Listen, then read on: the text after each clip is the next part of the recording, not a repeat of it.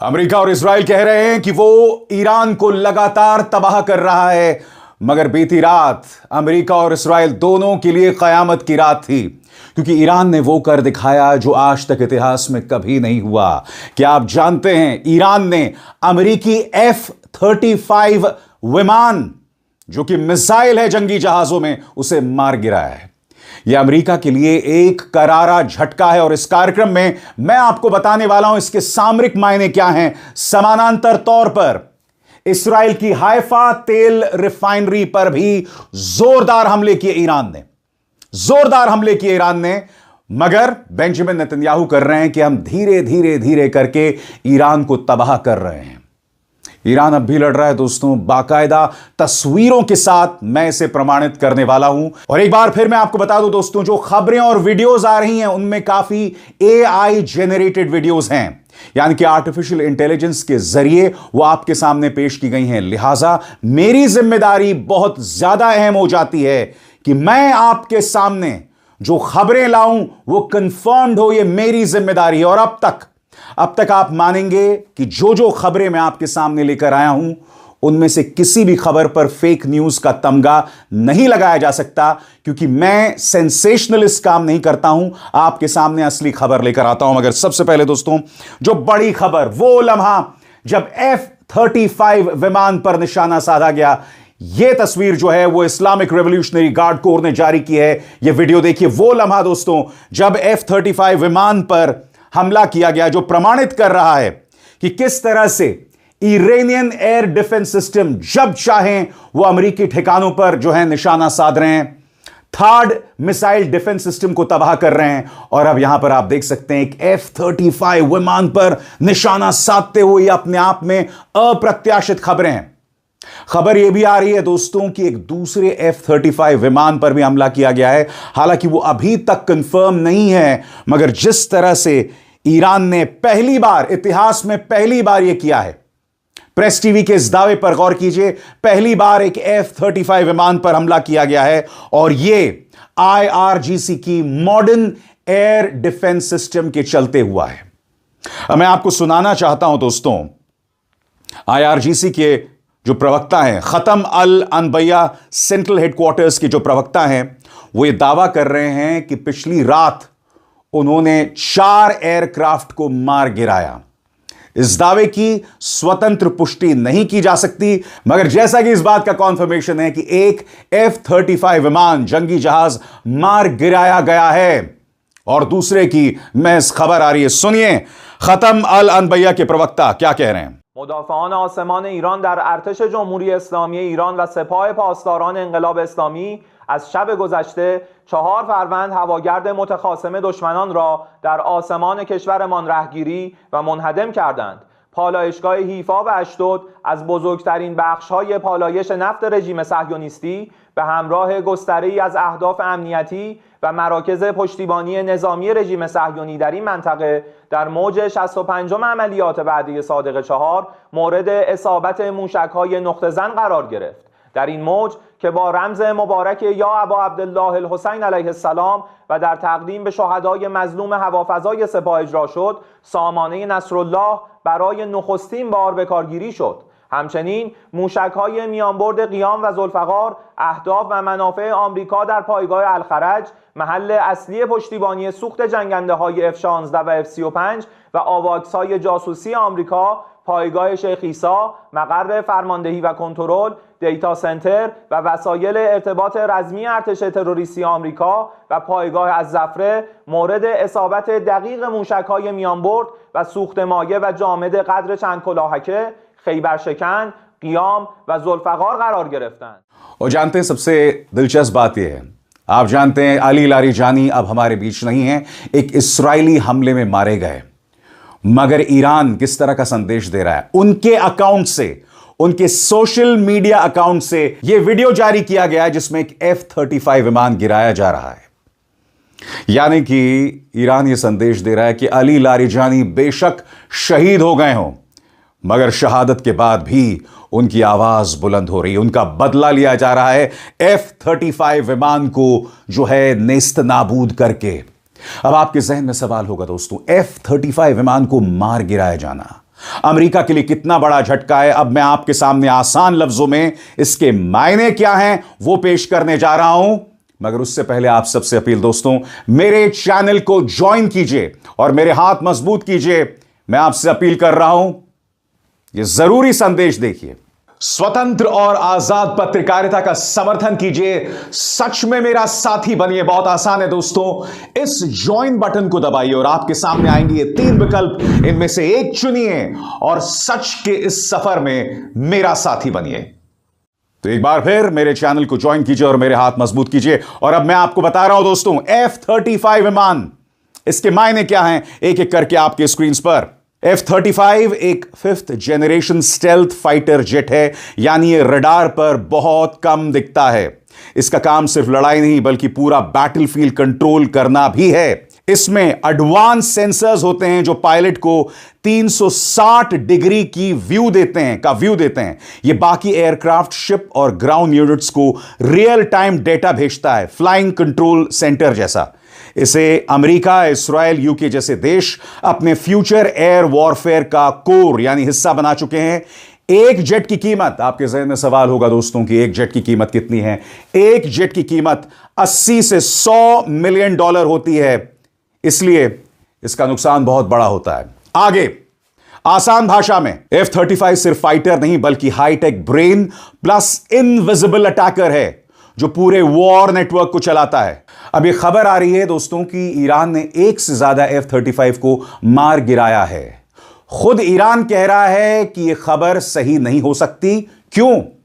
क्योंकि बाद में अमेरिका कह देगा कि यह फेक न्यूज है और जो एक F-35 विमान मार गिराया गया है उसकी अहमियत को अमेरिका छुपा देगा। अब इस बारे में खबर क्या है, गौर फरमाएं। अगर सच में एक से ज्यादा F-35 हिट हुए हैं तो इसका मतलब, नंबर 1, स्टेल्थ मिथ टूट जाता है। F-35 को पूरी तरह से अदृश्य माना जाता है, ऑलमोस्ट इनविजिबल। अगर ईरान बार बार हिट कर पाए मतलब वो डिटेक्ट, ट्रैक और एंगेज कर रहा है। Number 2, air defence capability.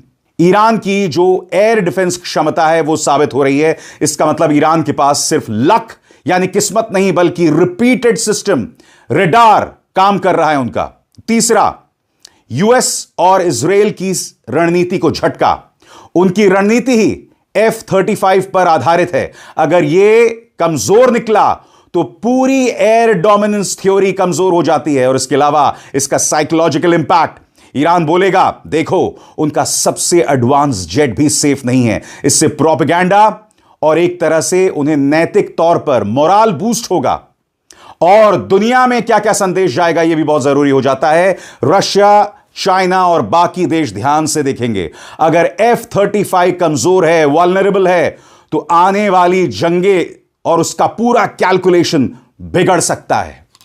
इसलिए ईरानी प्रवक्ता खत्मल अनबैया के प्रवक्ता कह रहे हैं कि मिडल ईस्ट छोड़ो और भाग जाओ, चेतावनी सुनी जाए। این هشدار قاطع و خط و نشان برای جنایتکارانی است که تعرض به بخشی از زیرساخت‌های سوخت و انرژی ایران در جنوب کشور داشتند. در نتیجه این اقدام زیرساخت‌های سوخت، انرژی و گاز مبدأ تهاجم در اولین فرصت در آتش می‌سوزد و به خاکستر تبدیل می‌شود. به ارتش بزدل و متجاوز آمریکای جنایتکار و رژیم وحشی و کودککش صهیونیستی اعلام می‌کنیم. ناگزیر هستید سربازانتان را به آب انداخته و حیثیتتان را به باد بدهید. گلوی فرماندهان و سربازان شما زیر چکمه رزمندگان اسلام است. در سردرگمی راهبردی پیش رویتان واقعیت جریان صحنه نبرد مشخص است. به رخدادهای اعجاب انگیز فکر کنید. با سناریوی پیروزی آمدید در حالی که در اتاقهای فکر زیرزمینی و مخفی به دنبال راهکار حفظ و بقای خود می‌گردید. دوران قلدری شما تمام شده است. تنها پناه شما برای گریختن از ضربات عملیات کوبنده ایران مقتدر خروج از منطقه یا انتخاب مرگ است و من نصر الا من عند الله العزیز الحکیم. और दोस्तों बात वहां तक सीमित नहीं है। जैसे मैंने बताया, इस्राएल की सबसे बड़ी तेल रिफाइनरीज में से एक हैफा की तेल रिफाइनरी पर भी हमला हो रहा है। मैं एक बात स्पष्ट कर दूं दोस्तों, ये जो वीडियोस आ रहे हैं ये छुप छुप के वीडियो लिए गए हैं क्योंकि इस्राएल के अंदर वीडियो लेना अपराध है। अगर आपने वीडियो लिया किसी हमले का तो आपको जेल में डाल दिया जाएगा। लिहाजा जो वीडियोस आ रहे हैं, नंबर एक, या तो एआई जेनरेटेड हैं, और जो वीडियो मैं आपको दिखा रहा हूं वो सब कंफर्म्ड हैं। मैंने उसे 2-3 बार क्रॉस चेक किया है। मैं कोशिश कर रहा हूं दोस्तों ताकि आप तक कोई गलत जानकारी नहीं पहुंचे। यह है अल जजीरा की ब्रेकिंग न्यूज, जिसमें वो बता रहे हैं कि an Iranian missile struck an oil refinery in the Israeli city of Haifa.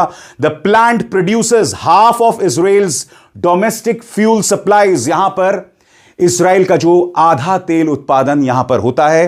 Power has been briefly disrupted before being restored. No casualties reported. यानी कि इस हमले के बाद वहां पर बिजली गुल हो गई थी, मगर अब हालात सामान्य हैं, जैसा कि अल जजीरा दावा कर रहा है। मैं आपको एक और वीडियो दिखाना चाहता हूं दोस्तों।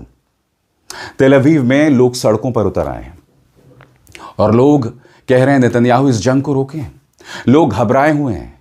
इस्राएल के अंदर बहुत ही व्यापक पैमाने पर लोग नहीं मारे जा रहे हैं, मगर इस्राएली मिसाइलें वहां पर लोगों पर साइकोलॉजिकल इंपैक्ट कर रही है। मानसिक तौर पर वहां पर लोग घबराए हुए हैं। अब दोस्तों इससे तुलना कीजिए ईरान से। ईरान में 1500 लोगों को मार दिया इस्राएल ने, मगर लोग वहां सड़कों पर है। कल किरमान शाह की मैंने यह तस्वीर आपको दिखाई थी। देखिए, मोमबत्तियां हाथ में टॉर्च लेके लोग प्रदर्शन कर रहे हैं, अपने शहीदों का सम्मान कर रहे हैं, मगर दूसरी तरफ इस्राएल में लोग सड़कों पर हैं। त्राहिमाम मचा हुआ है, रो रहे हैं, नेतन्याहू को गाली दे रहे हैं कि बंद करो इस युद्ध को। फर्क देखिए दोस्तों, यह रिपोर्ट देखिए, अल जजीरा की रिपोर्ट करीब 1 से 1.5 मिनट की है, मगर ध्यान से देखिएगा। हो सकता है आप इसकी भाषा ना समझें, अंग्रेजी में है, आप में से अधिकतर लोग समझेंगे, मगर उस खौफ को देखिए और कल्पना कीजिए तेहरान की जो तस्वीरें कल शाम को मैंने आपको दिखाई थी, किरमान शाह की तस्वीरें जो मैंने आपको कल शाम दिखाई थी, जिसमें लोग सड़कों पर उतरे थे अपने शहीदों के लिए, जबकि ईरान में कहीं ज्यादा लोग मारे जा चुके हैं। देखिए किस तरह का खौफ इस्राएल की सड़कों पर है।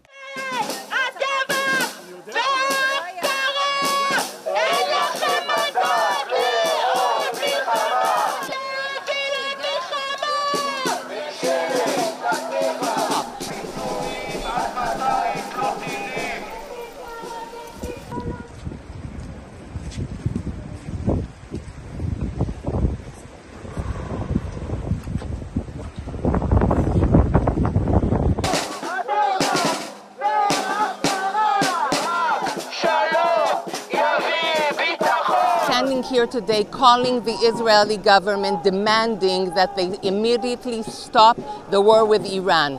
They're not telling us what the goals of the war are. They're not telling us how long it's going to take. And what's happening is that Israelis are in the millions, are in shelters at the moment, and we don't see the end of it. We don't know what they want to achieve with it.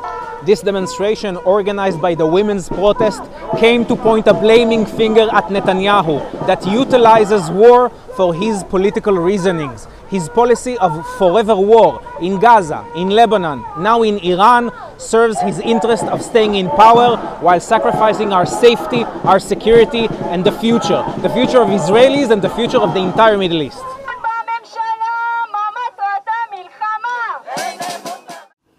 और इस खौफ की वजह है दोस्तों, जिस तरह से लगातार ईरानी मिसाइलें जहां पर चाहे आकर गिर रही हैं। मैं आपको उत्तरी इजराइल का यह लम्हा दिखाना चाहता हूं। यह भी अल जजीरा का वीडियो है दोस्तों। यहां पर देखिए किस तरह से एक मिसाइल फ्रैगमेंट आकर गिरता है, देखा जाए।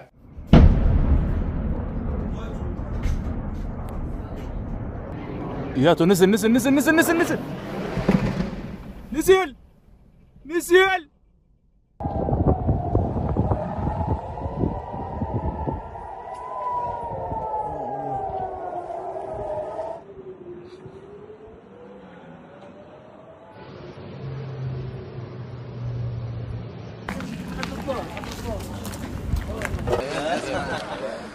इसलिए दोस्तों ये खौफ पसरा हुआ है। और जहां तक हाइफा तेल रिफाइनरी की बात है, मैं आपको एक और एंगल दिखाना चाहता हूं दोस्तों। ये एक और एंगल है जहां पर ये वीडियो लिया गया है। मैं फिर स्पष्ट कर दूं, ये कंफर्म्ड वीडियो है, ये कंफर्म्ड वीडियो है। और इंतजार कीजिए, मैं आपको बताऊंगा कि हाइफा तेल रिफाइनरी पर जो हमला हुआ है उसके सामरिक मायने क्या हैं, कितना बड़ा झटका है इस्राएल के लिए। मगर उससे पहले जो F-35 को निशाना बनाया गया है, इस पर IRGC ने क्या कहा है, गौर फरमाएं। इस्लामिक रेवोल्यूशनरी गार्ड कोर का बयान। आज सुबह 2:50 ईरान के बीच आने वाले आसमान पर यूएस आर्मी का F-35 लड़ाकू विमान IRGC के मॉडर्न एरोस्पेस डिफेंस सिस्टम द्वारा हिट किया गया और उसे काफी नुकसान पहुंचा। इस विमान का क्या हुआ है अभी साफ नहीं है, जांच चल रही है और इसके क्रैश होने की संभावना ज्यादा बताई जा रही है। इससे पहले ईरान के डिफेंस सिस्टम ने 125 से ज्यादा यूएस इजराइल के ड्रोन्स को गिराया था।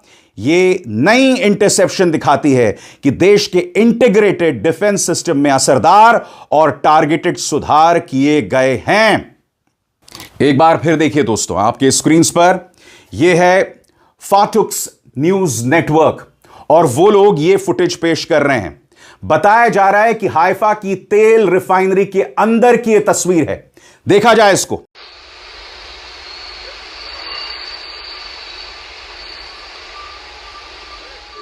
और अब मैं आपको बताने वाला हूं कि ये जो हमला हुआ है हाइफा की तेल रिफाइनरी पर, इसके क्या मायने हैं, गौर फरमाएं आपके स्क्रीन पर। ईरान अब इस्राएल के किसी भी टारगेट को मार सकता है कि ईरानी मिसाइल ने हाइफा की तेल रिफाइनरी के बिल्कुल बीच में हमला किया, जिससे इस्राएल में बिजली कट गई। हाइफा रिफाइनरी बाजान देश की सबसे बड़ी और सबसे अहम फ्यूल फैसिलिटी है, जो लगभग 50 से 60% नेशनल फ्यूल सप्लाई देती है। यह रोज लगभग 1,97,000 बैरल ऑयल प्रोसेस करती है, यानी इस्राएल के ट्रांसपोर्ट, एविएशन और मिलिट्री फ्यूल का बड़ा हिस्सा इसी पर डिपेंड करता है। इस्राएल में इस वक्त 2 तेल रिफाइनरी हैं। अब आपके जहन में सवाल होगा दोस्तों कि यह जो दावा किया जा रहा है, जो कई एक्सपर्ट्स दावा कर रहे हैं हाइफा तेल रिफाइनरी के बारे में, इसकी हकीकत क्या है? तो वो हकीकत अब मैं आपके सामने पेश करने वाला हूं। एक एक करके पॉइंटर्स पर गौर कीजिएगा। हाइफा रिफाइनरी बाजान वाकई इस्राएल की सबसे बड़ी तेल रिफाइनरी है। इसका कैपेसिटी लगभग 1,97,000 बैरल के आसपास माना जाता है। इस्राएल में 2 मेन रिफाइनरीज हैं, हाइफा और अशडोड। यह फैसिलिटी फ्यूल सप्लाई में काफी महत्वपूर्ण किरदार निभाती है। यह हकीकत है, जो दावा किया जा रहा है वो हकीकत है। और दोस्तों, इसी मंच पर मैं आपको लगातार बता रहा हूं कि किस तरह से ईरान जो है वो अमेरिकी रडार सिस्टम्स को तबाह कर रहा है। और अब एक अमेरिकी न्यूज नेटवर्क ABC न्यूज आपके सामने एक रिपोर्ट लेकर आया है कि ईरान मन मुताबिक अपनी मर्जी से जब चाहे अमेरिकी रडार्स को तबाह कर रहा है। करीब 50 सेकंड की रिपोर्ट है, देखा जाए। Iran has been launching drones and missiles at US air defense radar systems across the Middle East, trying to blind its ability to detect attacks. Oh my God. And thanks to satellite images and verified videos, we know they've been having some success. ABC News analysis suggests at least 10 US radar sites have been struck since the start of the war, and at least some have suffered damage. This video shows an Iranian drone slamming into a radar dome at the US's Manama base in Bahrain. In this satellite image, you can see the 2 white radar domes, and in the next, both gone. Another satellite image of a US base in Saudi Arabia shows a plume of smoke rising from a building known to have recently housed an AN/TPY-2 radar system. क्या इसी का परिणाम है कि अब America जो है वो ईरान की तेल पर जो पाबंदी लगाई थी उसे हटा रहा है? सही सुना दोस्तों, आपके स्क्रीन पर इस खबर पर गौर कीजिए। यूएस में unsanction Iranian oil to ease pressure from US Israeli war. सरल शब्दों में कहा जाए कि ईरान की तेल पर जो पाबंदी है उसे अमेरिका हटा रहा है। अरे भाई, इसी ईरान के खिलाफ तुम जंग लड़ रहे हो, अब उनकी तेल पर जो पाबंदी है उसे ही हटा रहे हो। गौर फरमाएं उनके एक मंत्री क्या कह रहे हैं आपके स्क्रीन पर। अमेरिका शायद ईरान की तेल पर पाबंदियां ढीली कर सकता है, अमेरिका के ट्रेजरी सेक्रेटरी स्कॉट बेसेंट का बयान। अमेरिका शायद पहले से समुद्र में मौजूद ईरानी तेल पर लगी पाबंदियां कम कर सकता है, ट्रेजरी सेक्रेटरी स्कॉट बेसेंट ने फॉक्स बिजनेस पर कहा। इसका मकसद ग्लोबल तेल सप्लाई को स्थिर रखना है। उन्होंने यह भी कहा कि अमेरिका अपने तेल के भंडार को खुद से रिलीज कर सकता है। बेसेंट ने इस हफ्ते की शुरुआत में यह भी बताया कि ईरानी तेल के टैंकर पहले से स्ट्रेट ऑफ हॉर्मुज से निकल रहे हैं और अमेरिका को इसकी जानकारी है, जिससे ग्लोबल मार्केट में सप्लाई बनी हुई है। आपको समझना पड़ेगा कि अमेरिका ऐसा क्यों कर रहा है। उसके लिए इस खबर पर गौर कीजिए। जैसे कि आप जानते हैं, कल ईरान ने कतर के रास लफान पर हमला किया था और आप जानते हैं उस हमले का क्या असर हुआ। इस खबर पर गौर कीजिएगा। Iran attack wipes out 17% of Qatar's LNG supply for up to 5 years। 5 साल के लिए 17% LNG सप्लाई को वाइप आउट कर दिया गया है। अगर आप मुझसे पूछें तो यह गैर जिम्मेदाराना है, मगर आप मुझे बताइए, जब आप उनके तेल रिफाइनरी पर हमला कर रहे हैं, उनके साउथ पार्स तेल रिफाइनरी पर हमला कर रहे हैं, तो उसका क्या असर होगा? उसका रिएक्शन तो होगा ही ना। और इसी पर ट्रंप ने कहा था कि मैं नहीं जानता हूं कि इस्राएल ने क्यों ईरान की तेल रिफाइनरी पर हमला किया। और ट्रंप की इस नसीहत के बाद नेतन्याहू सामने आते हैं और कहते हैं कि हम आगे से हमला नहीं करेंगे। मगर उनके इस दावे पर गौर किया जाए जहां वो कह रहे हैं कि ईरान को हमने बर्बाद कर दिया है। सुना जाए। Well, I'll say two things. Fact number one, Israel acted alone against the Slawiya gas compound. Fact number two, President Trump asked us to hold off on future attacks, and we're holding out. Despite the fake news that is unfortunately being spread since the start of the war 20 days ago, we are winning and Iran is being decimated. Iran's missile and drone arsenal is being massively degraded and will be destroyed. Hundreds of their launchers have been destroyed, their stockpiles of missiles are being hit hard, and so are the industries that produce them. That's important. In Rising Line, we destroyed missiles and we destroyed a lot of the nuclear infrastructure. But what we're destroying now are the factories that produce the components to make these missiles and to make the nuclear weapons that they're trying to produce. We're wiping out their industrial base in a way that we didn't do before. Iran's air defenses have been rendered useless. Their navy is lying at the bottom of the sea. Today we hit the other part of their navy in the Caspian Sea. Their air force is nearly destroyed. Iran's command and control structure is in utter chaos. And I can tell you that there's still more work to do, and we're going to do it. क्या Iran बर्बाद हो गया है? मैं आपके सामने Bloomberg की खबर दिखाना चाहता हूं दोस्तों। अमेरिकी नेटवर्क ब्लूमबर्ग जो कह रहा है at least 16 US aircraft, military aircraft have been destroyed in the Iran war, including 10 reaper drones, यानी कि 16 अमेरिकी जंगी जहाज जिसमें F-35 भी शामिल है। 10 ड्रोन MQ-9 रीपर ड्रोन्स बर्बाद हो रहे हैं। इतना नुकसान अमेरिका को लगातार हो रहा है ईरानी हमले में, और यह कहा जा रहा है कि हमने उनके मिसाइल स्ट्रक्चर को बर्बाद कर दिया है। मैं चाहता हूं आप सुने इस्माइल बागची जो कि विदेश मंत्रालय के प्रवक्ता हैं। उन्होंने कहा कि जंग हमने नहीं शुरू की, लिहाजा आप हमसे मत उम्मीद कीजिए कि हम संयम दिखाएं। अगर यह जंग रुकेगी तो ईरान की शर्तों पर रुकेगी। इस्माइल बागची क्या कह रहे हैं, सुना जाए। You cannot expect a country that is under military aggression to exercise restraint. You have to direct your call to those aggressors. They started this aggression. They have to stop. तो आप देख सकते हैं दोस्तों, हालात बद से बदतर होते जा रहे हैं। और जैसे मैंने बताया, हर रात यह प्रमाणित कर रही है कि ईरान रुकने का नाम नहीं ले रहा। अमेरिका और इस्राएल जितने भी दावे कर रहे हैं कि हमने ईरान को नेस्तनाबूद कर दिया, बर्बाद कर दिया, अगर यह बात सही है तो हर रात या तो हाइफा पर या F-35 विमानों पर कहर क्यों बरपा रहा है ईरान, कैसे बरपा रहा है, यह भी अपने आप में कहानी है। जैसे मैंने बताया दोस्तों, ईरान का मुकाबला 2 सुपर पावर्स से है। अगर वो ये जंग हार भी जाए, जिसकी गुंजाइश नहीं है, क्योंकि कई वेस्टर्न एक्सपर्ट्स कह रहे हैं कि ये जंग और इसका खात्मा एक ऐसी दिशा की तरफ बढ़ रहा है जो ईरान की शर्तों पर है। आखिरकार ट्रंप की नाक कट रही है। नेतन्याहू की बात की जाए तो उनसे अधिकतर लोग उनसे सहमत नहीं हैं। अमेरिका के अपने सहयोगी और अमेरिका के जो प्रेसिडेंट हैं, ट्रंप की अपनी पॉलिटिकल पार्टी रिपब्लिकन पार्टी के अंदर कई लोग नेतन्याहू से सहमत नहीं हैं। लिहाजा नेतन्याहू अलग थलग पड़ गए हैं। जो लोग नेतन्याहू का साथ दे रहे हैं, इतिहास उन्हें अच्छे से याद नहीं करने वाला है दोस्तों। और आप समझ जाइए मैं इशारा किस तरफ कर रहा हूं। अब इसार शर्मा को दीजिए इजाजत। नमस्कार।